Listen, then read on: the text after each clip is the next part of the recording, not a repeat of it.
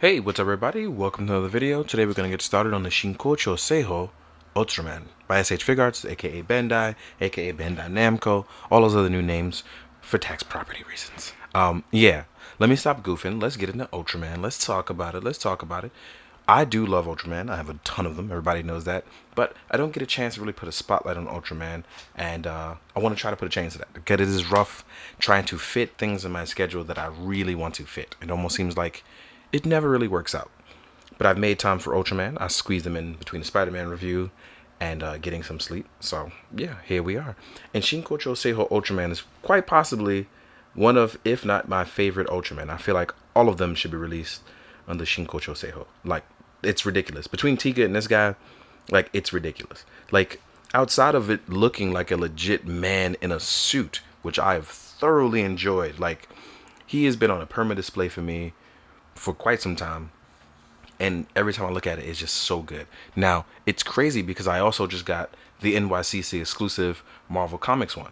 And this one still blows it away look wise. This one is still way better, but the NYCC one has a special place because I read the Kyle Higgins comic from Marvel and it was dope as hell. But, different things hold different places in your heart.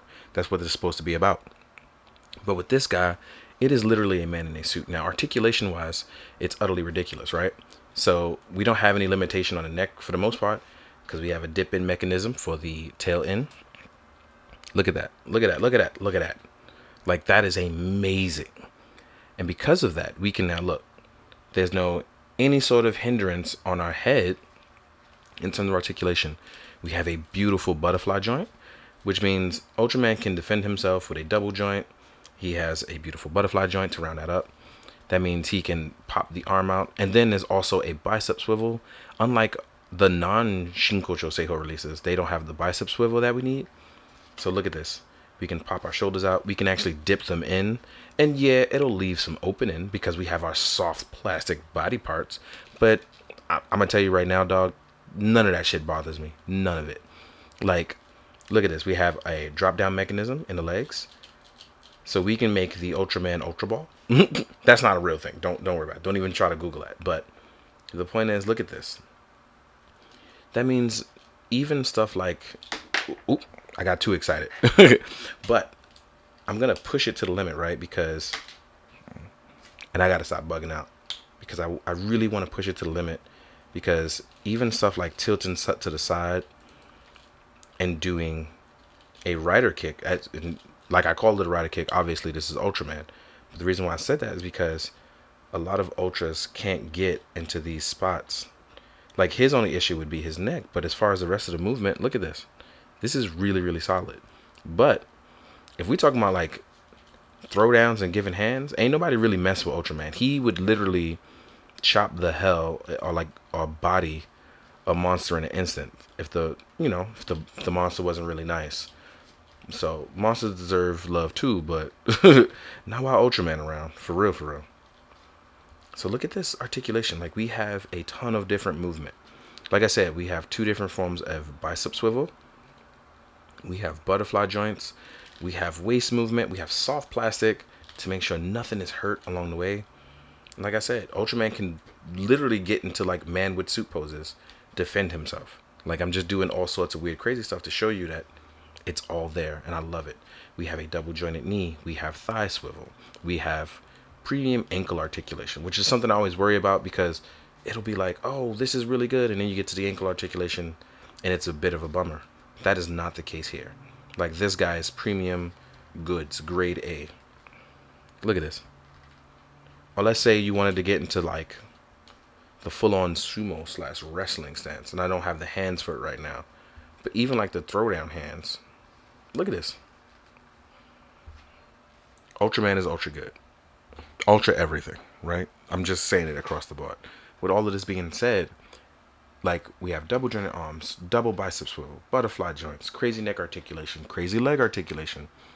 If you are an Ultraman fan, shout out to Arthur Adams for also being an Ultraman fan. If you didn't get an Ultraman before this might be the first one you may want to get. Like, if you were ever on the fence, why not start with the first, right?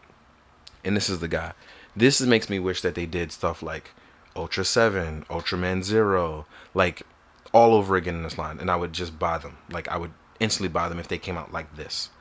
But anyway, let's talk about our accessories. Let's get to that before you think this is me telling you to just buy it, because I'm just super excited.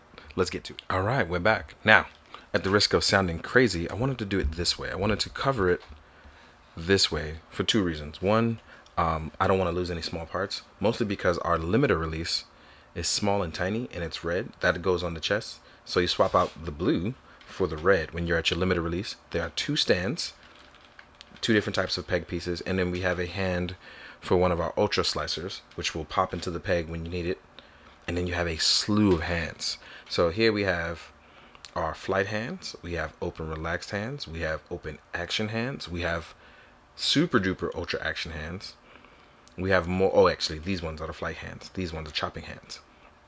You have hands for gripping, and then you have ultra beam hands, right? Two of the effect parts that I did take out, though, for obvious reasons, are the hand parts that are attacked to effects, which is one being the slicer technique, as you can see here, and one being the spacium ray. And I did this because I wanted to show you that it can balance on the hand. I've done it a million times, and it's light enough that it holds the weight. And I'm sorry I don't have the other proper hand, so please forgive me.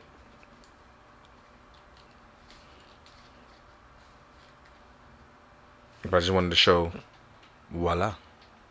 There we go. We have Spacium Ray. Oh, sorry.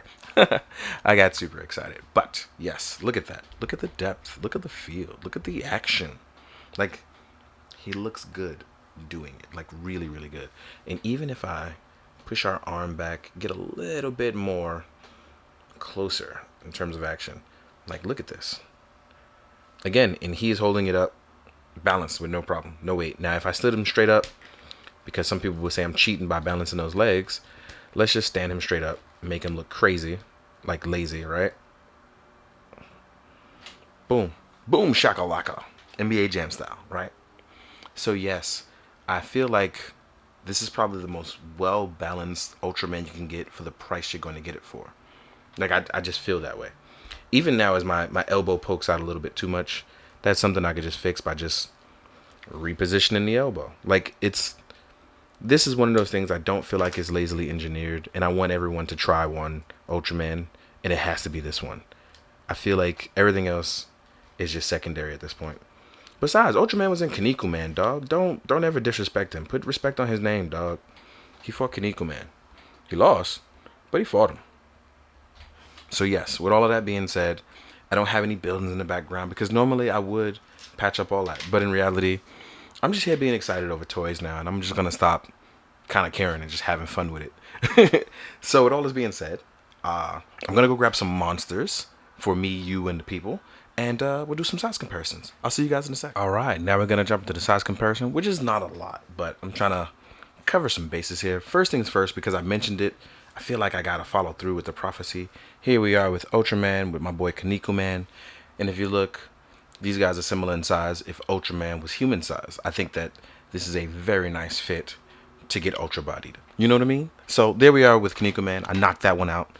Just wanted to make sure I covered bases with that, because if you've ever played Kinnikuman Ultimate Wrestling for the GameCube, you would know I was giving out hands on that. So remember that. Here we are with the NYCC Marvel Comics Ultraman, and as you can see, this is not the Shinkcchou Seihou body. This is using our previous Ultraman body with a new chest and new arm movement, as well as a new shading. Ooh, I gotta review this too, but hopefully I can just get around to that. But as you can see, the proportions are completely different. Next up, I wanted to use the Ultra Monster, so here we are with Zeton. So we can see how Zeton compares up to Ultraman. So there we have that.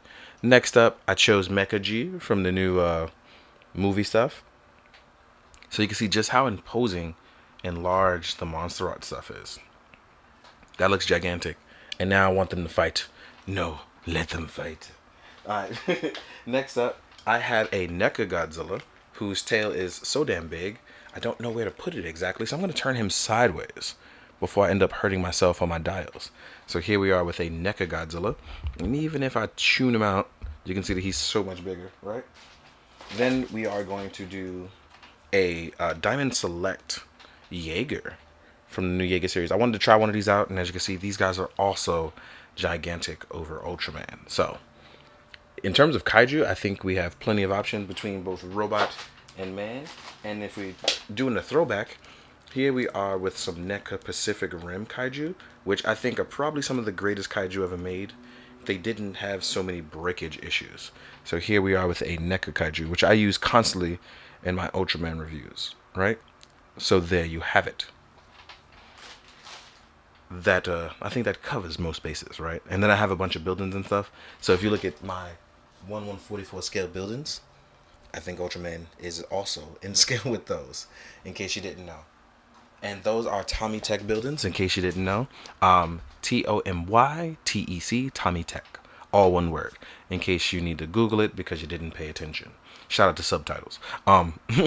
Yes, thank you very much for watching. Oh, and for those that are deaf, that's also why I spelled it out. So hopefully the subtitles will catch that.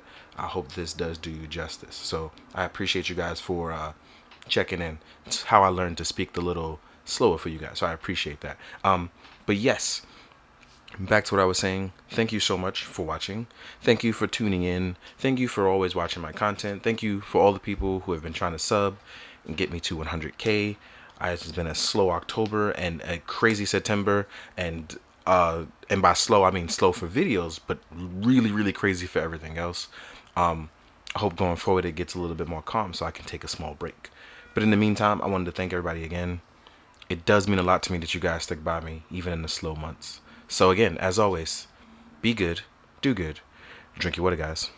Later. One more thing I wanted to add is next to an early robot, well, not early, but UC Robot Spirits, Ultraman is indeed a bit bigger, but as you get later in the UC, suits get bigger. So just keep that in mind.